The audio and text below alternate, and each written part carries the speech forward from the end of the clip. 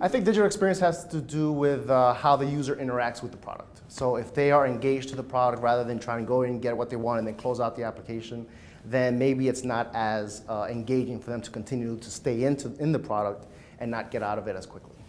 Well, companies can make use of can make much more efficient use of their data by tagging them appropriately and being able to get their users to search on it and be able to categorize it in a more specific way so that they can find the images faster, their documents faster, their videos faster, and be able to apply any sort of markup to these images so that they can find them easier, to know what needs to change. It also reduces duplication by not having distributed across the company and having people's own desktop by incorporating into one asset management system.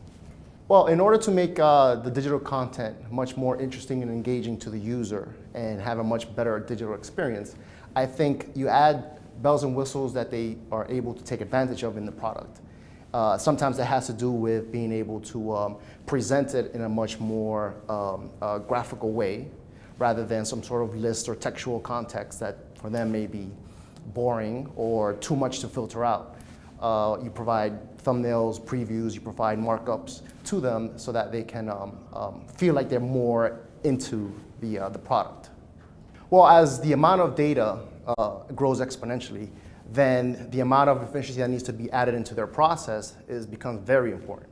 Because if they have inefficient tagging of a lot of this information, then when they do a search, then they get way too much results. And they have no way to be more specific, and they have no way to categorize it down to more or less what they're looking for.